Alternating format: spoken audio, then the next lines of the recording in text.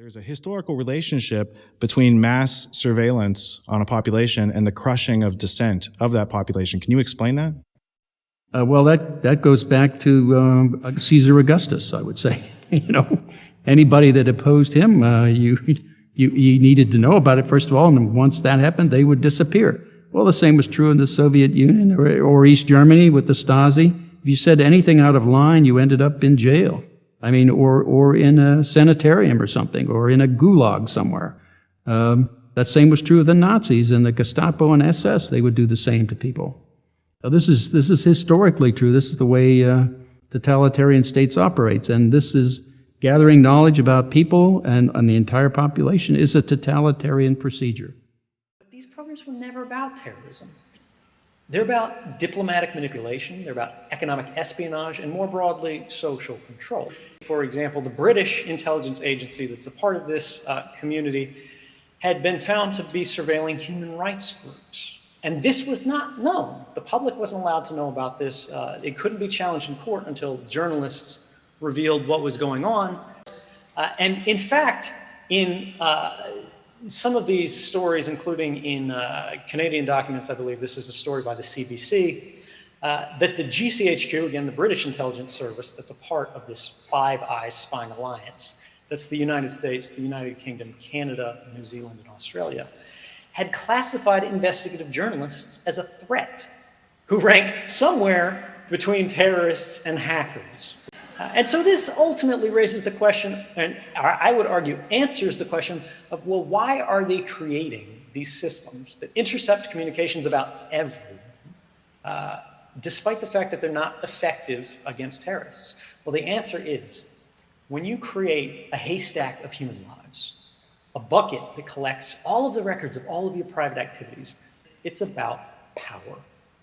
When you collect everything about everyone, you may not understand anything in aggregate. You may not be able to prevent any attacks. But once someone comes to your attention, you know absolutely everything about them, and they no longer have any power at all to affect change against you. I used to fly as a cryptolinguist on RC-135 reconnaissance aircraft in the greater European theater during the latter years of the Cold War. My primary target of interest was East Germany. The Stasi became monstrously efficient, using surveillance to enable their pathological need to know everything, their very operating motto. However, I never imagined that the U.S. would use the Stasi playbook as a template for its own state-sponsored surveillance regime and turning not only its own citizens into virtual persons of interest, but also millions of citizens in the rest of the world. If you read about the Department of Homeland Security, you will find something shocking. They went to experts to help them design the operations of Department of Homeland Security, and these experts, some of them, one at least was from the KGB, and another one was from the old East German secret police. The Stasi. Yes, the Stasi. And that is very important because there was something that the Stasi did to their own people, their own dissidents, in the 1980s. It was psychological warfare, and the German word for it is Zersetzung. And it's also called zersetzen, which is the verb. But zersetzung means decomposition. And what does it mean? It means that you take every aspect of the targeted person's life, and in their respect it was a dissident. Mm-hmm. You take every part of that person's life and you destroy it. You destroy their job, their ability to make money. You destroy their relationships. You destroy their health. You destroy their mental health. You destroy their reputation. And what the goal was to force this dissident into a position of either dying and starving on the street with nobody helping him or her, or committing suicide. My father-in-law, Andy McKevitt, was born in Ireland and grew up along the border in between around a town called Newry. Andy died a couple of years ago. He was 99. He was born in 1911. So he was 10 years old during the Irish Civil War. And he remembered it very clearly. When I told him about the Phoenix program, he said to me, well, that's exactly what the Brits did to us in Ireland. And they had a barracks up on the hill. And at night, the soldiers would dress up like Irishmen. And they would come out of the barracks and they would kill our people. Not just the guys in the IRA, but they knew the family members of the guys in the IRA. And the soldiers would come out of the barracks at night and they would kill their wives and their children. They'd put them in a barn and they'd burn the whole barn down. Well, that is the Phoenix program, okay? It's terrorism directed against members of the civilian population in order to suppress the armed insurgency. But if you look back, you'll see that the Romans did it too.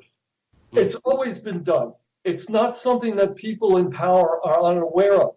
What the CIA does in the Phoenix program is to turn this into a highly refined bureaucratic system and to make it super technological and to refine it to such a degree that it becomes transferable all around the world. I mean, they bureaucratize this thing, and it goes, anything that can't be assimilated into the quote American way, into a consumer society, into our belief system, anything that can't be assimilated, well, they become subject to this new highly refined bureaucratic Phoenix system, which is how it becomes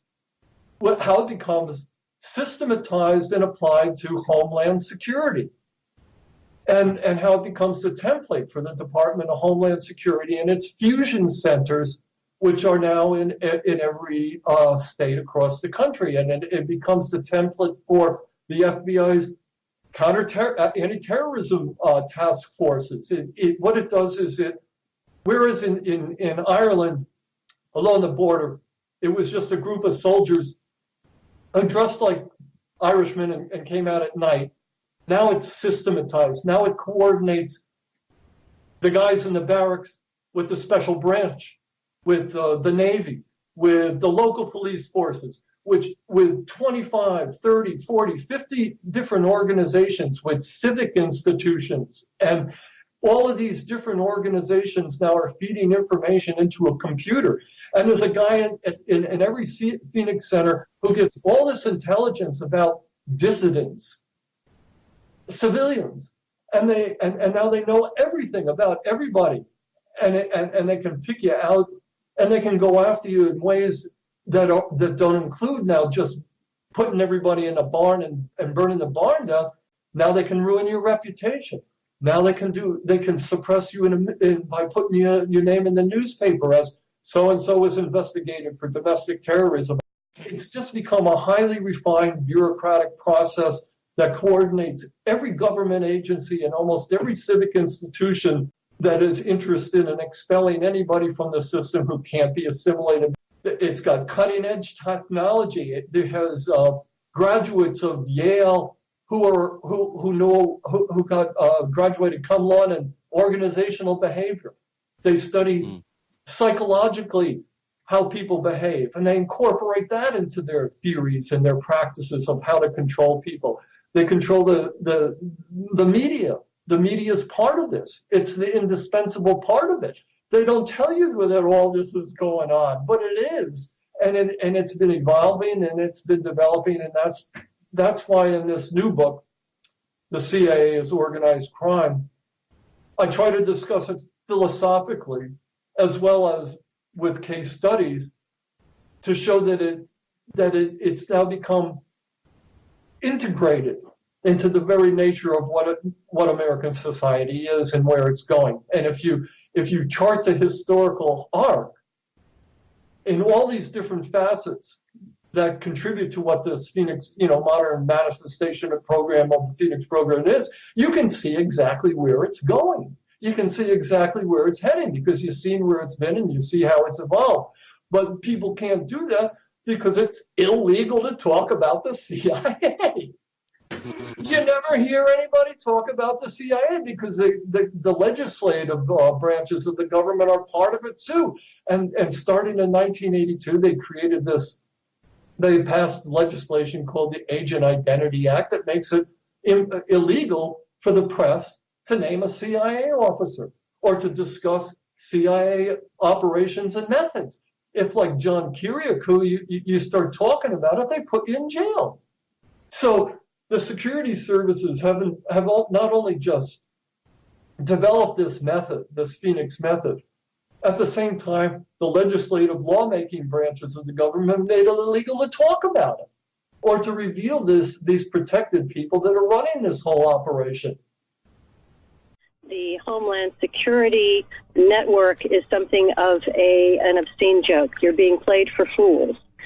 Basically, there are thousands upon thousands of people on the terrorist watch list who are only there to bloat the list and to make you think that you're in danger.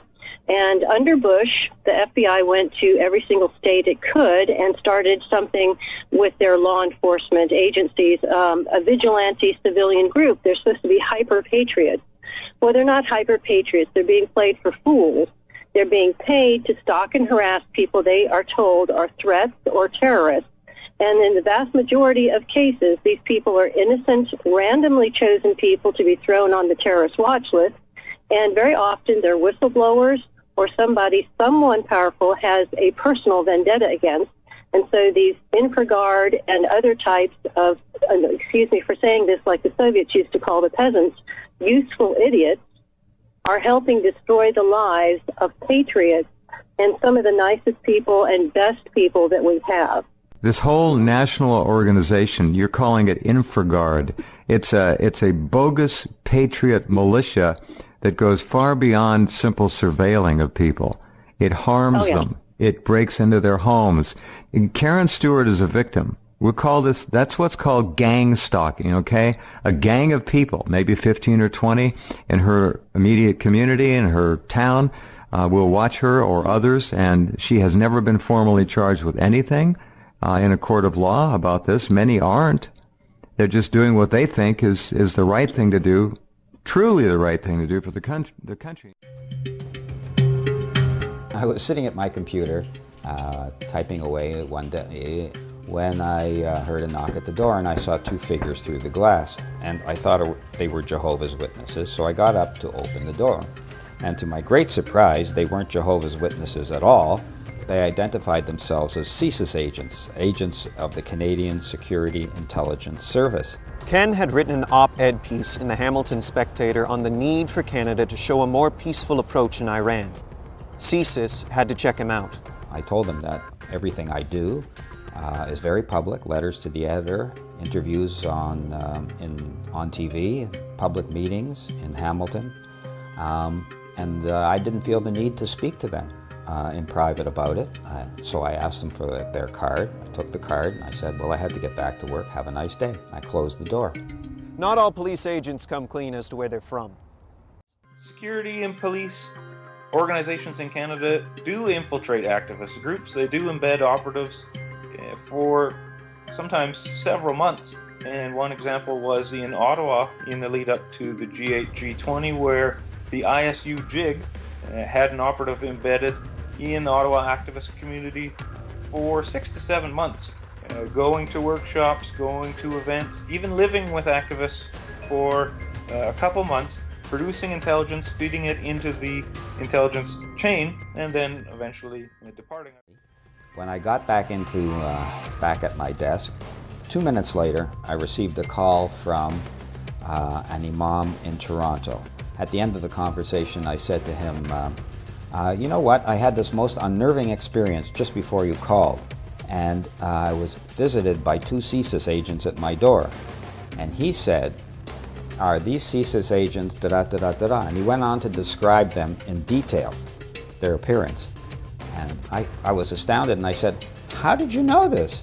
And he said, because they visited me too, and a lot of members of our community. And he added that no matter what the explicit message is that these CSIS agents deliver to you or to anyone else, the underlying message is always the same. We know what you're doing, and we're watching you. In other words, intimidation. If you publicly disagree with any plan Stephen Harper has for this country, You're considered a multi-issue extremist. Protesting the oil sands? Guess what? Now you're a multi-issue extremist. Protesting the government's lax environmental laws? Now you're a multi-issue extremist. Are you a First Nations activist? An anti-war activist? How about just someone who protests violence? You're considered a multi-issue extremist, and now the government has to keep a close eye on you, whether officially or in secret. At one point, the Vancouver police were feeding information into the intelligence chain, and persons who, this is their language, had mental disturbances or who were mentally disturbed were also being referred to as multi-issue extremists. So what's interesting about it is that it is so elastic. It can be used to refer to almost any form of dissent or activity that police and security agents refer to as suspicious or cause for concern. Many of you are engaged in organizing, right? Many of you are activists, and in many cases you go beyond simply personal activism to some form of organized activism. So whichever of those you're engaged in, you have to be concerned about COINTELPRO stalking. Okay? The Counterintelligence Program was a series of secret FBI initiatives targeting activists, political, and minority groups. The American Indian Movement, the Black Panthers, Martin Luther King, women's and civil rights groups, Vietnam War protesters, and anyone who got the government seeing red. Tactics used included infiltration and surveying and discrediting leaders and causes in order to undermine entire movements and organizations. And it was officially disbanded in 1971. Though if you ask many activist groups and political dissidents, it still exists, just in another form.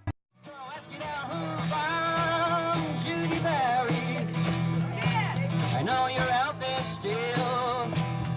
Have you seen her broken body?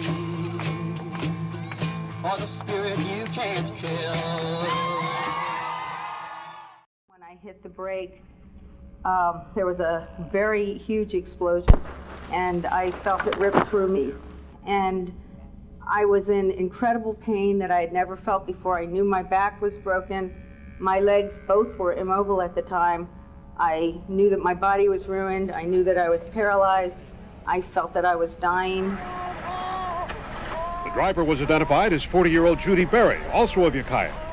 Both victims are members of the environmental group Earth First. J. Edgar Hoover described it as a way of they targeting domestic radical groups that they think are a threat to the U.S. government. So these are his words: to expose, misdirect, isolate, and neutralize political groups that he didn't like. And that's really what's been done to Earth First. And when we have two people doing the noble work that was done by these two who were bombed, be attacked, have their lives threatened, almost killed, then we find we are apparently going to be accused of self-assassination. As we've seen in the operation of our own government, all sorts of acts that make it almost impossible to believe our government. If they can fund death squads in El Salvador, they can fund death squads in the United States. Whoever turns out to be the bomber, the federal government and Oakland will have some serious explaining to do about why they were not able to follow the chain of evidence or refuse to and find that person 20 years ago. The question I get asked a lot is, do you think the FBI was involved in the bombing somehow? And I would say they were involved in the bombing right up to the present moment by hiding the identity of the bomber. They're running cover for the bomber, and they're doing it right to this moment. There is one thing that I want to say about this case, that this case is not about me, it's not about Daryl, and it's not about Earth First. It's about the right of all activists to work for social change without having to fear repression by the government's secret police. People forget that the first operation that the CIA did was to rig the Italian elections of 1948. The job was make sure that no communists gain a dominant position in the Italian parliament, because otherwise we can't insert Italy in 1949 into NATO. So you had the vote first, and then the vote had to be rigged, had to be manipulated. It worked, actually worked.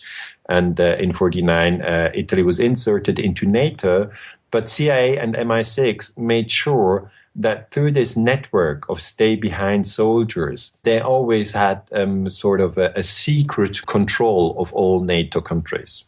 And it was this sort of anti-communist impetus that was a large force behind the kind of morphing of this organisation into something much more sinister in nature, with substantial links to terrorism in some cases. So I wonder if you could tell us what happened there, why that shift took place, what that shift was. Yes, that is the very, very difficult part of my research, because you have to keep in mind that this stay-behind network was not discovered by accident. It was discovered because an Italian magistrate, so, that's a judge, he investigated a terrorist attack that had happened in 1972 in a small Italian village, northern Italy, in Peteano. That was an attack where, there was a car abandoned in that village, and then there was a phone call to the police which said, we don't know what car this is, come over, check it out. And then the Italian police went there and opened, the door of the car, and the car exploded, and 3 police officers were killed. And right after that, you had a phone call which said, we are the Red Brigades, which was an Italian terrorist group of the extreme left, and we are responsible for this terrorist attack. We did it. And then you had a police officer, an expert in explosives, who in the investigation said, I looked at the explosive, and the explosive very clearly is the one used by the Red Brigades. Okay, so this story stood for a long time. And then suddenly an Italian judge, Felice Casson, looked at the attack again, and he found that it was all wrong, that it was all false, that it was all manipulated, that there was a sea of lies. And he found out that, in fact, this terrorist attack had been carried out not by the extreme left, but by the extreme right. And he found out that Vincenzo Vinciguerra was the terrorist who had carried out this attack. So he got hand of the man. He was an extreme right-wing member of Ordine Nuovo, which is some neo-fascist group in Italy. And Vinciguerra said, yes, I carried out this terrorist attack. That's true indeed. But, I'm being protected. I'm being protected by a network of secret services. And furthermore, there's a secret network all over Europe coordinated by NATO. So he said that, remember, that was 1980s, and many people in Italy thought, this man is just mad. Okay, there's no secret NATO army and nothing of the kind, and it's impossible and whatever. But then this Italian judge was really, determined to find out the truth. And he pressured Italian Prime Minister Giulio Andreotti to give him access to the Italian Military Secret Services archive. And strangely enough, and I can't explain that really, I must admit, strangely enough, he got access to the archives of the Italian Military Secret Service. I mean, imagine that. If I, as a historian, got access to the archives of the CIA or the MI6 or the Mossad or the Italian Secret Service, I mean, obviously we would find interesting things as well. But, this Italian judge then gets access to the archives. And there, only there, he finds the documents which state very clearly that Operation Gladio was designed to fight 2 enemies. First, a Soviet invasion. That never happened. And secondly, a domestic enemy. And the idea to fight this domestic enemy was that you carry out a terrorist attack. Usually terrorist attacks shock everybody, and then everybody's fearful. Second, what you do is you blame your enemy. So you say the communists during the Cold War, or today you would say the Muslims. And then they're totally discredited, even if they didn't do the terrorist attack. That is called false flag strategy of tension. And this Italian judge, Felice Casson, found out that the strategy of tension was actually used to shock Italy into, a very strong fear of communist terrorism. So it was fabricated. And then today we try to put together the pieces, and NATO doesn't want to comment, and the CIA doesn't want to comment, and the MI6 doesn't want to comment, and it's a bit tricky. But what we know today is that these terrorist attacks were carried out, and many of them were false flag strategy of tension. So, we were being lied to. Good morning, everyone. My name's Tony Farrell, and for those that don't know me, I used to be the Principal Intelligence Analyst at South Yorkshire Police, and in 2010, July, I was chucked out of that organisation for speaking truth to the Chief Constable and my management regarding the terror threat, and in particular the event of the London bombings, which I was unable to accept by way of a government narrative that was ludicrous. But I'm not here to talk about that specifically. I'm here because I've been involved over the last 6 months with a particularly interesting case, and a lady that is called Seven. My name is Seven. I am what's classified as a targeted individual, and I have been for the last 14 years. I'm actually now a survivor, although I'm still targeted. I won the largest case on public record for targeting, and I fought my case through the UK courts. And it is a case of extreme magnitude. There's many people who are researching things like Pizzagate, Pedogate, or false flag operations. Many of the other things that we are witnessing unfold before our eyes. I should say crimes we are seeing unfold before our eyes. And in one way or another, it's connected to my case because of the crime ring involved, which is now known as Sevengate. I met Seven on the 1st of May 2012 outside a protest at the Independent Police Complaints Commission. And from that point onwards, I increasingly became familiar with her story. And it's an incredible story. It's a story of state cover-up of monstrous proportions.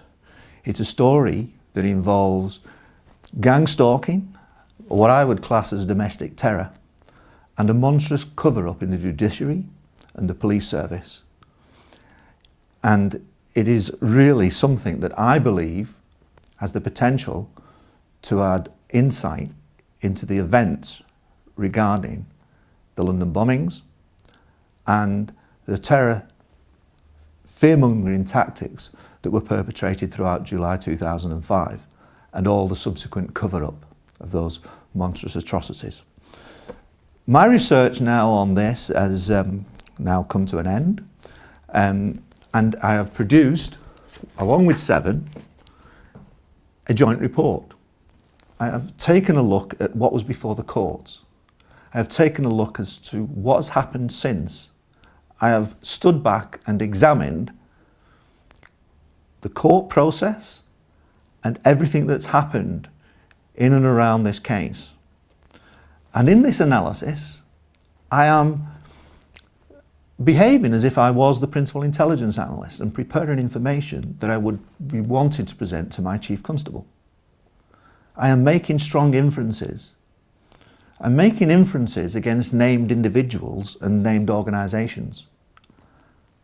Sadly, I'm making inferences about corrupt practice in organisations that have the responsibility for protecting us and for giving us justice. One of the reasons why I'm going public is because, I'm afraid to say, that the information that's available to me offers up compelling evidence that there is corruption within the police service, particularly in the Metropolitan Police, and widespread corruption in the judiciary. And the inferences I'm making will expose those elements. The appendices contain material that was in the courtroom, witness statements, compelling evidence, evidence that Judge Pumphrey in 2006, that can be verified by the audio tapes, is on record as saying that Miss Seven, as a litigant in person, produces the best evidence that he has ever seen produced by a litigant in person. On a level of truth, he cannot doubt the truthfulness and the integrity of Miss Seven as she presented herself in a 3-day hearing. Now, unfortunately, that then subsequently did not bear any resemblance to the subsequent court order and judgment that came out that had the hallmarks of the defence barrister all over it. This is clear indication of massive corruption, and this is about what we're exposing. My probability assessment is that at least 5 people in this case could well have been murdered as opposed to met their deaths some other way, and that I'm making very strong inferences in that case. Murdered in order to cover up and keep quiet and silence the evidence that is within. Now, even before I knew Seven and was familiar with any of her case, I knew that 7-7 was an inside job. Having met Seven and familiarising myself with the case, I am persuaded that her case gives fresh insight and a new dimension to what really may well have happened on the London bombings. And, for instance, on the 22nd of July 2005, the assassination of Jean-Charles de Menezes. A feature of this case, and it does have many unusual features, is the extent of the gang stalking that Miss Seven has endured over a prolonged period of time. Since meeting with Seven and since working with Seven on this report, I too have actually been first-hand witness to some, only a fraction, but to some of the kind of experiences that Seven has endured. And believe you me, I am astounded and staggered by how organised and how sick and putrid the whole thing is. Since being seconded and helping Seven on her case and working on this case, I have witnessed agents of the state behave in an utterly corrupt and inappropriate manner. I am persuaded, having spent 6 months on this case, that Miss Seven and her case needs to be heard. It needs to be heard by the public.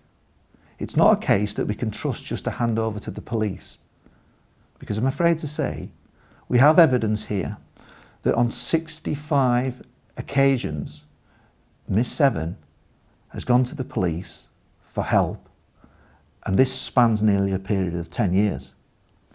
And on 65 occasions I can point towards a total abject failure by the police service to protect a victim of monstrous criminality. I believe that this is a supremely important case.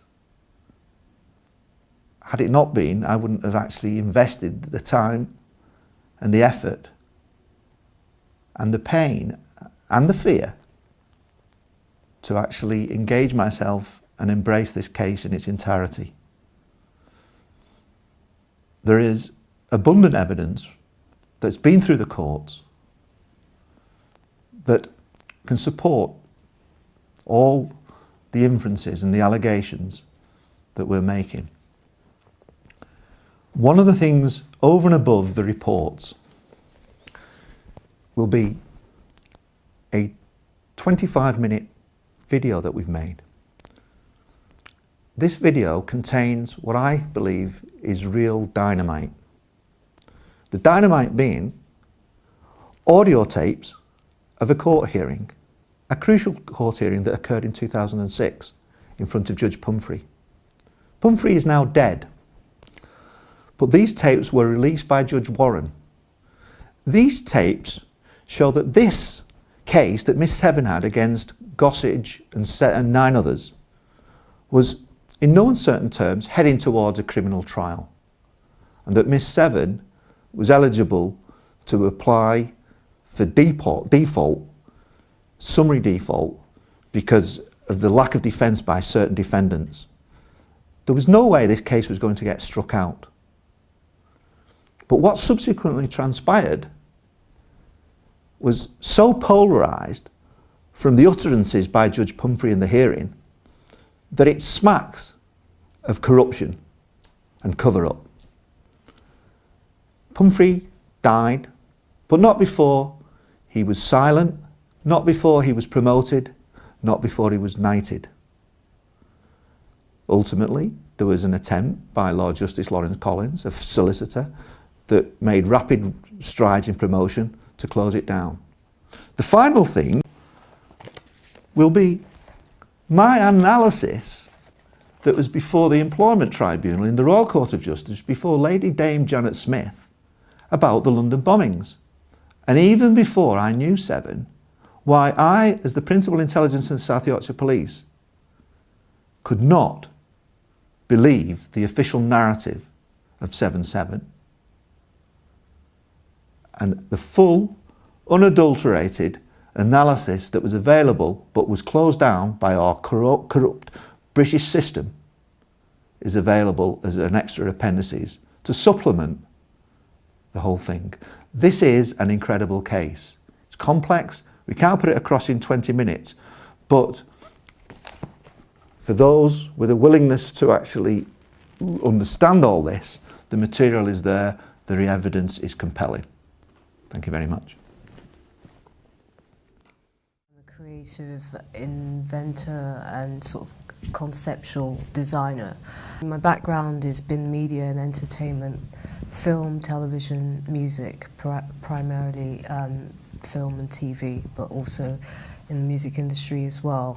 In a nutshell, I was targeted for my intellectual property. It began that way and morphed into an absolute nightmare, in short. And I developed a multimedia platform, and that was stolen off you? It was stolen by Helen Mary Alexander and a number of people within the entertainment industry. And simultaneously, it morphed into a sort of targeting operation, if you like, threats, etc., to prevent me from A, being paid, and B, taking any form of legal action to get any redress. But you did take legal action. So you took this case on, didn't you, single-handedly? Yes, I did. I sued. It was basically, I took emergency proceedings in 2004 because running up to me taking up proceedings, I was being literally terrorized for a very long time. I created a multimedia platform, and this platform was converted into literally tons and tons of shows, and these shows were sold to all the different networks in the UK and around the world. So we're talking not just about one production, but multitudes of productions. And in that instance, in Strictly, BBC were the beneficiaries ultimately, but it also went around the globe, didn't it? Yes, in many nations. it was sold all over. This was worldwide success. Absolutely. And it's still going. Yeah, absolutely. Because of the popularity of the shows and the fact that the shows were very successful, they didn't want me to be identified as the person who was behind it. And to prevent me doing anything about the fact that they were deals being done for large amounts of money, my whole life basically got taken over, if you like, in a very horrific way. Phones were tapped, computers were hacked. I was, people were turning up at my house. So massive intimidation. Yes, while absolutely. you took them through the court process. Yes, I started being stalked everywhere. I started being threatened. I saw that my house was under surveillance 24 hours. There was surveillance vans outside my house. There were men that were tailing me down the street, making slit your throat signs. Some people might not be familiar with the term gang stalking or targeted individual. I'm what's called a targeted individual. As I said, I was targeted for my intellectual property. And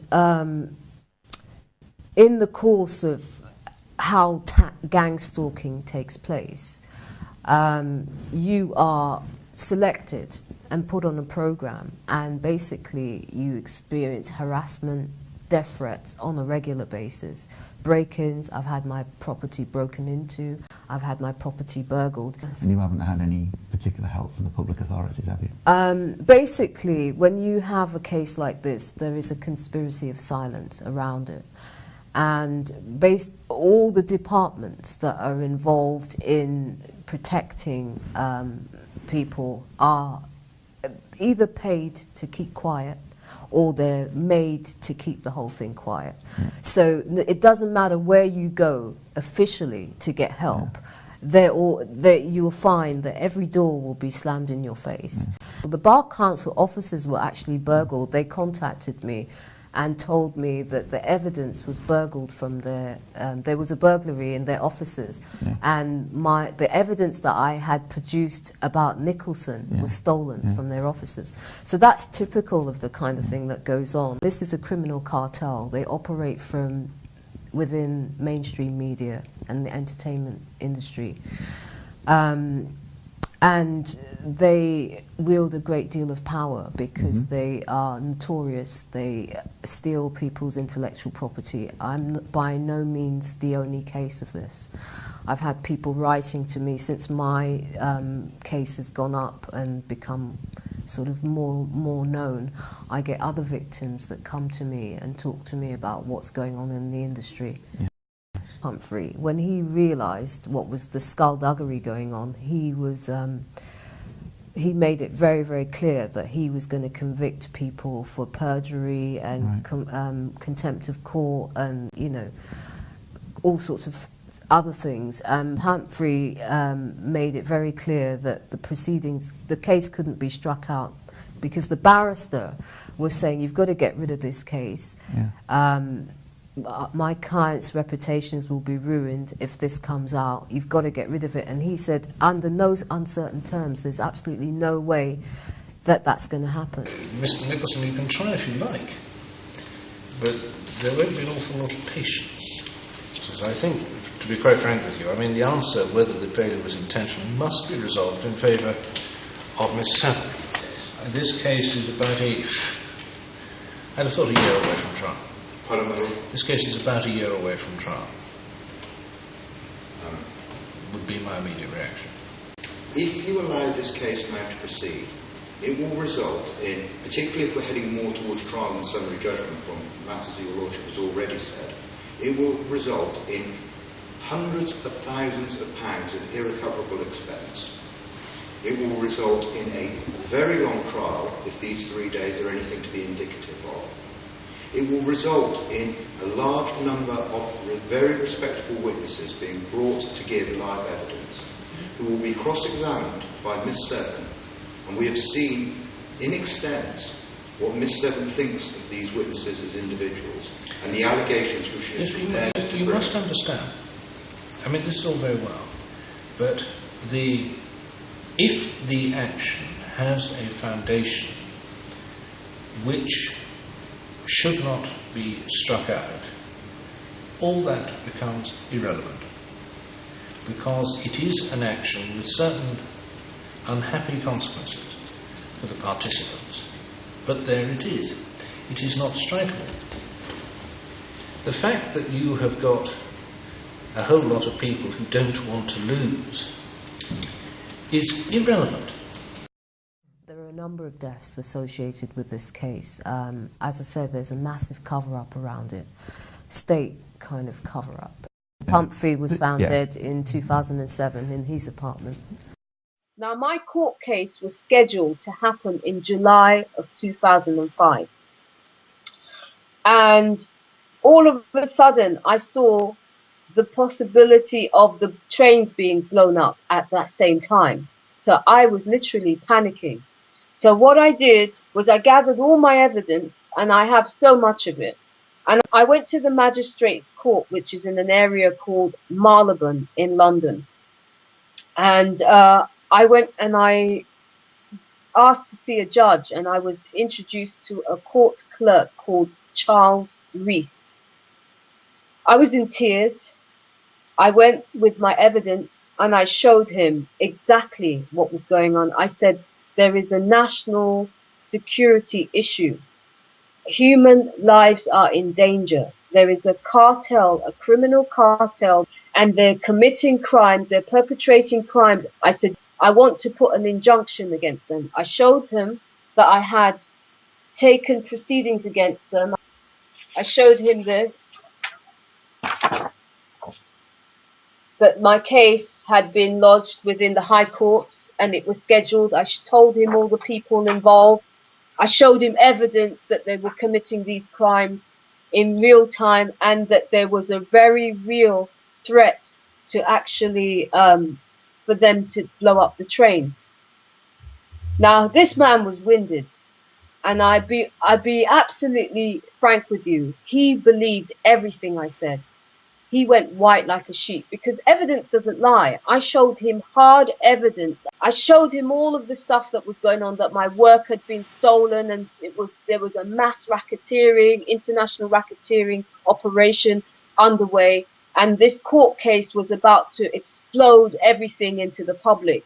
There were obviously fixers, government figures. They had police officers, because when I was going to Paddington police station, we were being told that the CID would come, and they never came. And I mean, there's over 65 police reports. We've got the crime files, and you'll see that they had police officers that were rubbing out evidence. They were covering up evidence. Every crime file that was logged in of burglaries and the things that were being taken, the death threats, all of it was being scrubbed out. They had people, and this Sergeant Stallard, he was involved in this. And a key thing is that Paddington Green Police Station is the main terror branch for the UK. And this is where this man was operating. So he knew what was going on with these criminals. And so hence the reason why when I went to that police station to put injunctions for them to take action, they didn't. They wouldn't help me at all. So I told this Mr. Charles Rees all this, and he said, okay, these are your options. He said you could either take action against the police to make them take action against the criminal cartel, or I could take action against the courts to make the courts take action against the police to stop the cartel. Now, this was about the 10th of June, 2005. And I said to him, I've got a court case which is massive in July of 2005. There's no way I'm going to mount proceedings against the police and the courts in that time as well. I just can't do it. I said, you've got to give me an injunction for public safety. He said, well, those are the only ways that I would be able to physically, restrain these people at this stage until I went into court and they saw my evidence and all the rest of it. So I was winded. I was floored. I mean, can you imagine knowing that people are going to be murdered potentially on the trains? You know this. You're a nobody. In the scheme of things, you're just an ant, and you have limited resources. This is a massive machine. These are psychopaths. These are Satanists. These are a cult with, backup and a network, and you're just one person. And on the other hand, you have on your shoulders the potential that people are going to be killed. I can't, there is no words to really describe the enormity of that was placed on my shoulders. And basically, there was nothing I could do. The only thing that I could do was to stay alive. And so my intuition said, go into hiding. Go into hiding now. So after leaving there, I went into hiding, and I stayed within hiding for 3 months. So actually the bombings took place while I was in hiding. Here, the judge refers to that. Miss Seven's all work which she's done is on the very high end of the degree of competence so far as the preparation of written documents are concerned that I have ever seen from a litigant in person. I think that's probably right. I mean, these are far and away the best prepared documents which I think I have ever seen from a convicted person. At a particular level of truth, I cannot doubt what Miss Seven says. I cannot doubt that she spent, on the material available to me, that she spent 3 months, in her house for the reasons stated in the letter. I don't really want to go into it any further than that. He said, I cannot doubt what Miss Seven says has happened to her, and that she had to remain in her house. First he said for 3 days, then he said, no, sorry, for 3 months, for the reasons that she said had happened to her. And then he says, I don't want to go more into it than that. He doesn't want to say that he knows that they killed these people and that they were behind the London bombings. But what he's saying here, this is profound. This judge is putting his life on the line and saying that a particular level of truth, he cannot doubt what I have said has happened to me, because it's facts. That judge read every single paper. He knew my case inside out, and it's a massive case. It really is. There's evidence against every single defendant and their corporations, and I had to, you don't make allegations like I'm making unless you can substantiate them.